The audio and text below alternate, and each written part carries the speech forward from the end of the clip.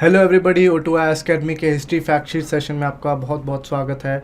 आज हम फिर से एक चालकोलिथिक साइट के ऊपर डिस्कस करने वाले हैं जो कि बंगाल रीजन में लोकेटेड होगी। हमने जो मोस्टली चालकोलिथिक साइट्स हैं वो हमने की हैं वेस्टर्न इंडिया की। अब यहाँ पे थोड़ा सा हम लोकेशन शिफ्ट मारने वाले हैं, डैट विल बी कि बंगाल साइड में हम शिफ्ट होने वाले हैं। सो अगर हम इस साइट की बात करें so this is the Pandu Raja dB, जो कि साउथ अगर हम बंगाल की बात करें सबसे इम्पोर्टेंट वहाँ की साइट है। बर्धमान डिस्ट्रिक्ट में साइट लोकेटेड है और वहाँ पे अजय रिवर है, उसके बैंक्स पे लोकेटेड है। And you can see the most important Chalcolithic site जो इस एरिया से है, जो बंगाल से है, that is Pandu Raja dB. जैसे कि यहाँ पे आप नाम देख ही सकते हैं, महाभारत में जो एक कैरेक्टर थे जो पांडव्स के फादर थे पांडु, उसी के नाम पे ये साइट का नाम जो है वो रखा हुआ है पांडू राजा, पांडू राजा, जो कि महाभारत के कैरेक्टर थे, who was a great character of the epic महाभारता। पांडु राजा ढीबी जो कि बर्धमान डिस्ट्रिक्ट में है, तो उसका एक एपिक से भी कनेक्शन हो जाता है। तो सबसे इम्पोर्टेंट जो साइट है चालकोलिथिक एज की, that is Pandu Raja dB, जिसको 1950s में ही एक्सकवेट करना शुरू कर दिया था आर्कियोलॉजिस्ट ने, जिसमें से जो हेड थे वो कौन थे, डॉक्टर प्रवेश चंद्र दास गुप्ता, जो कि बंगाल से ही थे, जिन्होंने यहाँ पे काफ़ी इंपॉर्टेंट काम करा है। और एक ख़ास बात है इस साइट की, this is the first multi cultural site जो कि बंगाल में मिली है। अब मल्टी कल्चरल का यहाँ पे मतलब क्या है कि चालकोलिथिक के साथ साथ और भी सीक्वेंसेस यहाँ पे मिले हैं। फॉर एग्जांपल कि ये जैसे 1700 BC के आसपास से ये साइट बसना शुरू हो जाती है। तो शुरुआत में चालकोलिथिक साइट के तौर पे ये उभरती है, लेकिन बाद में चालकोलिथिक वाला फेज़ जब ख़त्म होना शुरू होता है तो आयरन एज भी यहाँ पे हमें दिखती है। सो इवन आयरन एज का सीक्वेंस भी दिखता है, और उसके बाद इसके ख़त्म होने के बाद इवन अर्ली मिडिएवल पीरियड तक भी यहाँ पे जो हमें कहते हैं कि सेटलमेंट्स हैं वो यहाँ पे लोकेटेड मिलते हैं अर्ली मिडिएवल पीरियड तक।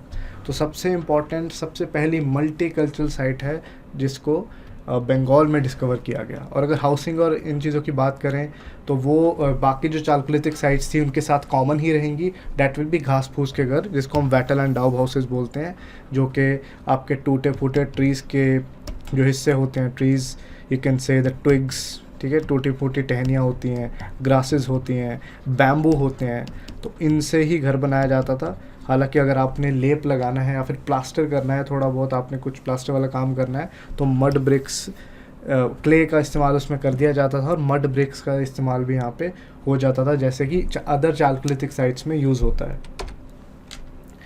और सिंस यहाँ पे काफ़ी ज़्यादा आपको रिवर्स मिलती हैं, रिवर्स के आसपास एनिमल्स की भी अबंडेंस रहती है, तो यहाँ पे बोन टूल्स भी बहुत प्रोमिनेंस में मिलते हैं।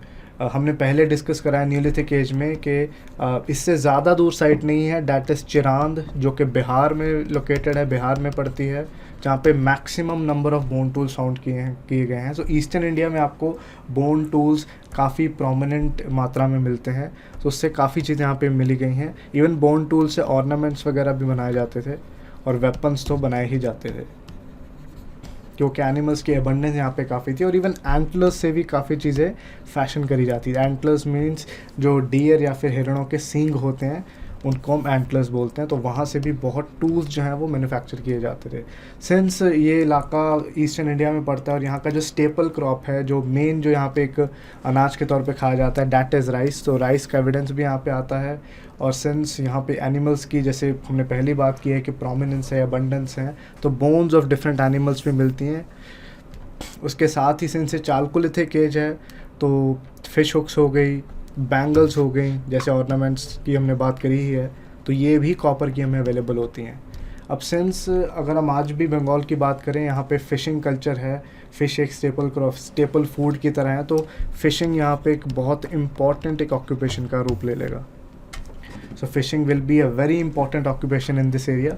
पॉटरी की अगर हम बात करते हैं तो typical black and red ware pottery यहाँ पे मिलती है, जो कि बाकी चालकोलिथिक साइट्स में भी हमने डिस्कवर करी हैं, मतलब कि वहाँ पे हमने पढ़ा है। और यहाँ पे सेम चीज़ें कि ज्योमेट्रिक डिज़ाइंस इन पॉटरी के ऊपर आपको मिलेंगे, वाइट या फिर किसी और कलर से, जिसमें डॉट्स हो सकते हैं, डैशेज़ हो सकते हैं, वेवी लाइंस हो सकती हैं, लूप्स हो सकते हैं, सर्कल्स हो सकते हैं।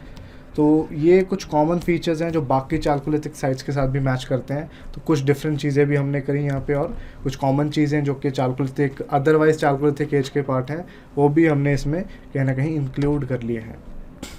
अब सिंस हमने पहली बात की थी कि एक मल्टी कल्चरल साइट है, तो यहाँ पे आयरन एज भी आती है 750 BCE के बाद। अब जब आयरन एज आती है तो हम कैसे कह सकते हैं कि अब आयरन एज आती है, बिकॉज यहाँ पे हमें ये एक एविडेंस मिला है कि यहाँ पे आयरन की मेटलर्जी प्रॉपरली कहीं ना कहीं अवेलेबल थी।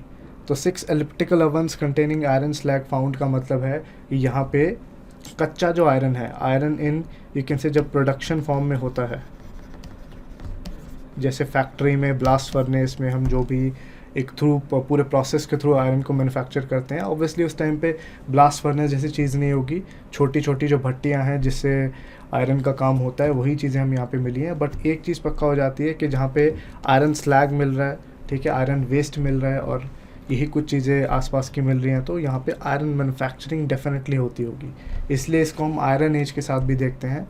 और ब्रोकन ब्लेड्स ऑफ आयरन भी यहाँ से मिलते हैं। जब भी आप कोई भी चीज़ मैन्युफैक्चर करते हैं, बीड्स बना रहे हैं, पॉटरी बना रही हैं, तो उसके टूटे फूटी चीज़ें भी आपको साथ में मिलती हैं। तो इससे इस बात की कहीं ना कहीं पुष्टि हो जाती है कि यहाँ पे चीज़ें डेफिनेटली मैन्युफैक्चर की जाती हैं। अब टूटी फूटी चीज़ें आप इसलिए वहाँ पे आपको बिखरी मिलती हैं क्योंकि शायद ये चीज़ें वेस्ट मटेरियल भी हो जो कि यूटिलाइज़ नहीं होता है। जैसे कपड़े की दुकान में जाओगे तो वहाँ पे वेस्ट कपड़ा भी मिलता है, तो इस तरह की चीज़। अब जैसे हमने बात की थी कि ये साइट बाद में भी सेटल्ड होती रही है, तो उसमें सबसे इम्पोर्टेंट पॉइंट हो जाता है कि यहाँ पे गोल्ड कॉइन मिला है जो कि कनिष्क के टाइम का है। हालांकि चालकोलिथिक एज से इसका कोई लेना देना नहीं है, ये बहुत बाद में मिला है, बाद का ये हमारा जो कॉइन है वो बाद की एज का हमें उपलब्ध होता है कहीं ना कहीं। बट ये भी एक इम्पॉर्टेंट फाइंड है जिसके एक तरफ हमें फ़िश का सिंबल भी मिलता है। तो you have to take care of it कि ये भी एक पर्टिकुलर चीज़ है जो कि आयरन एज के बाद आती है लेकिन इस साइट से जुड़ी हुई है। इकोनॉमी की अगर हम बात करें, एग्रीकल्चर, एनिमल हस्बेंड्री जो कि बाकी चालकोलिथिक साइट्स में था वही यहाँ पे कंटिन्यू रहेगा। और जैसे जस्ट हमने पहले ही डिस्कस करा है, फ़िशिंग बहुत यहाँ पे मेन एक्टिविटी होगी जो कि आज भी बंगाल एरिया में आपको मिलती है। और मेटलर्जी की अगर हम बात करते हैं कि कॉपर भी यहाँ पे मोस्ट प्रोबेबली मैन्युफैक्चर होता था, और आयरन की बात तो हमने करी ही ली है। और सिंस से सी पोर्ट के आसपास है तो मे भी मेरी टाइम ट्रेड भी कुछ टाइम के लिए रहा हो, या कुछ आसपास के एरियाज़ के साथ समुद्री ट्रेड भी रहा हो, बहुत ही क्लोज अगर हम बात करें। सो मेरी टाइम ट्रेड भी यहाँ पे हो सकता है। सो ट्रेड भी प्रॉबेबली यहाँ पे प्रोमिनेंटली होता होगा। सो आई होप आपने आज का सेशन एंजॉय किया, काफ़ी न्यू चीज़ें आपने सीखी, स्पेशली हिस्ट्री ऑप्शनल के पर्सपेक्टिव से और अदरवाइज मैप के पर्सपेक्टिव से। अगली साइट में हम फिर से एक डिफरेंट साइट के साथ हाजिर होंगे अगली वीडियो में। तब तक जय हिंद।